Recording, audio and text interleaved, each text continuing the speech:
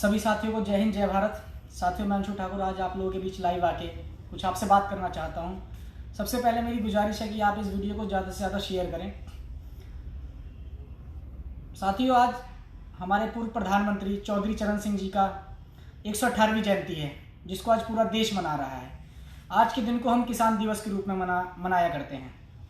लेकिन साथियों, बहुत विचित्र बात है कि आज किसान दिवस है और किसान दिवस के दिन हमारे पूरे देश का किसान दिल्ली के सड़कों पे आके अपनी हक की मांग कर रहा है, अपने हक के लिए लड़ाई लड़ रहा है। और मैं बताना चाहूँगा कि वो किसान आज दिल्ली पे आके हक की लड़ाई इसलिए लड़ रहा है क्योंकि आज किसानों की नस्लों पे, जो हमारे किसान भाई हैं, हम भी किसान परिवार से हैं, आप भी किसान परिवार से हैं, जो किसानों की नस्ल है उन पे खतरा है। जो हमारे किसानों को आने वाला कल है, उनके जमीन पे खतरा है, उनके वंश पे खतरा है। साथियों, आज किसान दिवस है और एनसीआरबी की जो ताज़ा रिपोर्ट है, इसके अनुसार अगर 1000 हमारे देश में लोग आत्महत्या करते हैं, जिसमें से 74 किसान आत्महत्या करने का काम करते हैं, तो 7.4 किसान आत्महत्या करने का काम करते हैं। तो कहीं ना कहीं अगर कोई व्यक्ति, कोई वर्ग अगर आत्महत्या कर रहा है तो उसके पीछे कहीं ना कहीं कोई ना कोई मजबूत वजह है, आर्थिक वजह है, भूख की वजह है। और किसान सिर्फ आर्थिक वजह की वजह से कारण आत्महत्या करेगा या उसका खेत से जो खेती है उससे फायदा नहीं हो रहा, इस वजह से आत्महत्या करने का काम करेगा। आज जो हमारे किसान जो सड़क पर बैठ के जो लड़ाई लड़ने का काम कर रहे हैं, वो सिर्फ एक किसान अपनी लड़ाई लड़ने का काम नहीं कर रहा, वो आम जन की लड़ाई लड़ने का काम कर रहा है, हमारी और आपकी लड़ाई लड़ने का काम कर रहा है। तो हमारा और आपका कर्तव्य बनता है कि हम किसान की आवाज में आवाज मिला के हम इस गूंगी बहरी सरकार को सुनाने का काम करें। जो ये मोदी जी ने जो काला कानून बनाने का काम किया है, जो 3 काला कानून बनाने का काम किया है, जिसके लिए किसान इस कानून की वापसी के लिए आज अपनी हक की मांग कर रहा है। लेकिन हमारे जो देश के लोग हैं, इस किसान जो इसकी मांग कर रहा है, उन किसान वापस कानून को वापस करवाने वाले किसानों को, जो सरकार के लोग हैं, ये कहीं ना कहीं खालिस्तानी पाकिस्तानी कह के ऐसे कहने का काम कर रहे हैं। तो इन लोगों को समझना पड़ेगा, इन मूर्खों को समझना पड़ेगा, जो किसान लड़ाई लड़ रहा है वो किसान अपनी लड़ाई नहीं लड़ रहा, सिर्फ वो किसान हमारी लड़ाई लड़ रहा है। जो इसमें एक तीसरा कानून है साथियों, मैं आपको दिखाना चाहूंगा, ये वही कानून है जो नरेंद्र मोदी जी की कैबिनेट ने पास किया है। इस कानून का एक जो पॉइंट 2 है, इसके एक हेडिंग का जो सब हेडिंग है ए, इसमें लिखा हुआ है कि जो द सप्लाई ऑफ सच जो मतलब जो भी हमारे जो डेली यूज की चीजें हैं, जैसे आप देखिए दाल हो गई, आलू हो गया, प्याज हो गया, एडिबल ऑयल हो गया, जो ये चीजें हैं, जो इसका 1955 के अनुसार, जो 1955 का कानून था, इसके अनुसार कि हम किसी चीज का स्टॉक नहीं कर सकते। लेकिन मोदी जी ने इस कानून को, इस काले कानून को बना के जो व्यापारी है उसको पूरी छूट दी है कि आप अपने मन मुताबिक जितना चाहें आप इन बाजारों में इस मामले का स्टॉक कर सकते हैं। लेकिन जो पिछली सरकार थी, इसकी एक लिमिट थी कि आप इतना ही स्टॉक कर सकते हैं। लेकिन सरकार ने इसमें सिर्फ मे भी शब्द डाल दिया कि शायद अगर ऐसे हमारे देश में अभूतपूर्व जो घटनाएं होती हैं, जैसे युद्ध होता है या आदि महामारी वगैरह होती है, तो उसमें सरकार शायद स्टॉक की एक लिमिट दे। लेकिन फिलहाल ये लिमिट हट गई है। तो सबसे पहले तो हमें समझना पड़ेगा कि अगर ये स्टॉक की लिमिट हट गई है तो इससे किसानों को नहीं, इससे आम जनमानस को खतरा है, हमें और आपकी, हमारी जेब पे खतरा है। अगर ये लिमिट हट गई है तो इस चीज को व्यापारी स्टॉक करेगा। व्यापारी स्टॉक करेगा तो चीज की मार्केट में, बाजार में शॉर्टेज होगी। जब शॉर्टेज होगी तो जो इसका दाम है ये दुगना बढ़ेगा, और जो अगर दाम दुगना बढ़ेगा तो ये हमारी जेब पे असर पड़ेगा, जो आपने देख चुका है अभी 1 महीने पहले, 10-15 दिन पहले, और आज भी देख रहे हैं कि प्याज 60 रुपए किलो, आलू 60 रुपए किलो, टमाटर 100 रुपए किलो हमने खरीदा है। तो कुल मिला के जो ये एक्ट है, अगर ये वापस नहीं हुआ तो ये हमारे जेब पे असर पड़ेगा। इसकी जो लिमिट, ये किसानों को फायदा होगा क्योंकि व्यापारियों को फायदा होगा क्योंकि किसान तो आम रेट में बेचेगा, व्यापारी स्टॉक करेगा इन चीजों को। ये जो कानून अगर वापस होता है तो इससे किसानों को कम फायदा, आम जन को ज्यादा फायदा है। अच्छा, कृषि मंत्री के अनुसार ये जो the essential commodity amendment act है, इसके अनुसार उन्होंने इंटरव्यू में कहा है कि जो हमारा भारत देश है ये फूड सरप्लस देश है। हमारे देश में कहीं भुखमरी नहीं है, हमारे देश में खाने पीने की कहीं कमी नहीं है, जो कि पूरी तरीके से गलत है। ये गलत मैं इसलिए बता रहा हूं क्योंकि जो ग्लोबल हंगर इंडेक्स का जो सूची आई है, उसमें जो हमारा भारत है ये 107 नंबर में 94 नंबर पे है भुखमरी में। साथ ही मैं आपको बताना चाहूंगा कि इसमें सबसे ज्यादा शर्मिंदगी आपको जब एहसास होगा कि जो पाकिस्तान, नेपाल और बांग्लादेश जैसे देश हमारे देश की भुखमरी में मतलब हमसे कम है। मतलब हमारे देश से की जनता मतलब हमारे देश की जो जनता है उनके देश से ज्यादा भूखी है। भुखमरी का मतलब प्रताड़ना झेलने का काम करे। लेकिन ये सरकार और ये कृषि मंत्री जो पूरी तरीके से हाथ धोने का काम करें कि हमारी देश फूड सरप्लस देश है, हमारे देश में कहीं खाने पीने की कमी नहीं है। इसका एक उदाहरण और है, एडिबल ऑयल है, जो भी तिलहन तेल है, जो हम खाने पीने का जो पकवान में जो हम इस्तेमाल करने का काम करते हैं, ये हमारे देश में अगर 100 लीटर यूज होता है तो 70 लीटर हमें बाहर से खरीदना पड़ रहा है, हमारे देश को बाहर से इंपोर्ट करवाना पड़ता है ये 70 लीटर एडिबल ऑयल। तो साथियों मैं बताना चाहूंगा आपको कि जो सरकार है, ये सरकार को ये काला कानून लाने की क्या आवश्यकता है। सरकार को ऐसा नियम बनाना चाहिए, ऐसी उत्पादन व्यवस्था बनानी चाहिए ताकि किसानों को जागरूक करे, किसानों को प्रेरित करे कि आप तिलहन के तेल की खेती, मतलब ये सरसों वगैरह जो एडिबल ऑयल है इनकी खेती करें और इन्हें उचित दाम मिले। अगर अच्छी प्राइस मिलेगी तो जरूर किसान इसे बोने का काम करेगा और किसानों को फायदा होगा।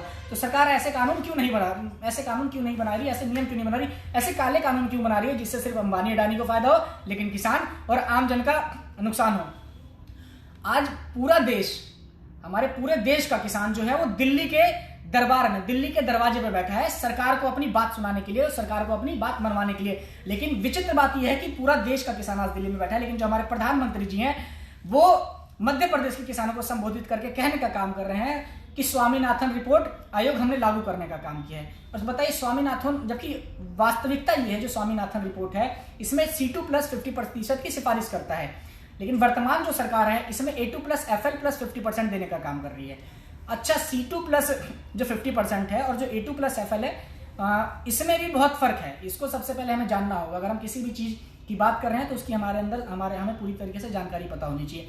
A2+FL में जो किसान जो खेती करता है तो उसमें जो लगने वाले खाद होते हैं, पेस्टिसाइड की कीटनाशक होते हैं, दिहाड़ी होती है जो किसान का दिन भर का चार्ज होता है, जो फैमिली लेबर होती है जो किसान के साथ साथ उसका पूरा परिवार उस खेत में मजदूरी करने का काम करता है, पानी और बिल, इन सबका जो मेहनताना होता है, इन सबकी जो लागत मिला के एक MSP तय की जाती है। और जो C2 है, C2 ये है जो रेंट ऑफ लैंड, जो इसमें लागू नहीं हुआ। रेंट ऑफ लैंड इसलिए जरूरी है क्योंकि हमारे देश में सबसे ज्यादा छोटे किसान है, लगभग 80% हमारे देश में स्मॉल लेबर जो छोटे किसान है, इसलिए C2 रेंट ऑफ लैंड देने का काम करना चाहिए। लेकिन जो स्वामीनाथन रिपोर्ट है कहीं लागू नहीं हुआ क्योंकि C2 उसमें कहीं ऐड नहीं है। जो एग्रीकल्चर मिनिस्ट्री के अनुसार एक रिकॉर्ड है, इनका सरकार का एक डाटा है कि 2013-2014 मतलब मनमोहन सिंह जी, पूर्व प्रधानमंत्री मनमोहन सिंह जी के कार्यकाल के आखिरी साल 2013-2014 से A2+FL+50% किसान को मिलने लगा है और वही डाटा आज तक मिल रहा है। लेकिन हमारे जो प्रधानमंत्री हैं जो लगातार अपने मुंह से कुछ भी बोलने का काम करते हैं मीडिया में, वो ये कह के नंबर बनाने का काम कर रहे हैं, देश की जनता को बड़गलाने का काम कर रहे हैं कि ये स्वामीनाथन रिपोर्ट हमने देने का काम किया, A2+FL देने का काम किया, जबकि ना स्वामीनाथन रिपोर्ट दे रहे हैं ये और ना ये A2+FL+50% देके कोई बढ़िया काम कर रहे हैं, क्योंकि ये सरकार पहले से ही देने का काम कर रही है, पिछली सरकार ही देने का काम कर रही है। अच्छा, अगर ये एक्ट वापस नहीं होता तो इसका हमारे देश पे क्या असर पड़ता है, हमारे देश के किसान पे क्या असर पड़ता है, हमारे देश के सरकार पे क्या असर पड़ता है।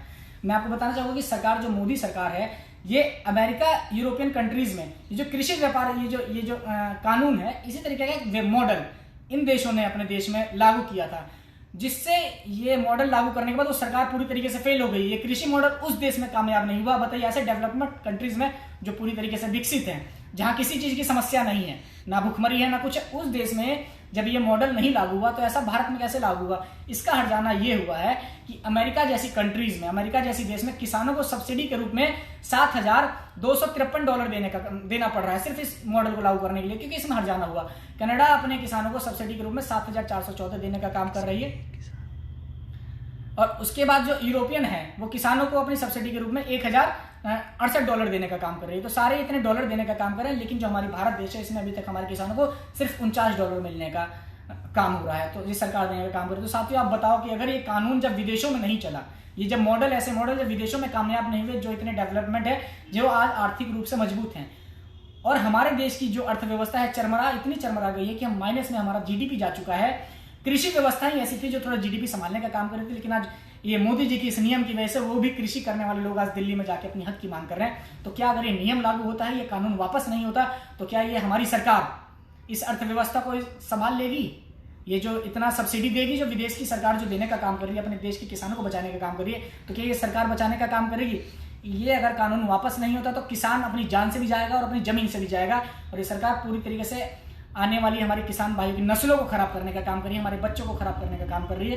तो साथियों, हमें जागरूक होना है, और जो लोग, जो भी हमारे साथी जो भटके हुए भाई, चाहे किसी विचारधारा से हो, किसी दल से हो, मैं उन्हें कहना चाहता हूं कि जो आप आज हमारे देश के किसानों को जो ऐसे गलत नामों से, जो नाम लेने के कर, कोई खालिस्तानी कह रहा है, कोई पाकिस्तानी कह रहा है, तो कोई विभिन्न दलों के नेता बताने का काम कर रहे हैं कि वो एजेंट हैं, तो इन लोगों को समझना चाहिए, इस एक्ट को जाने, इसका किसानों के कानून को जाने और किसानों का समर्थन करें।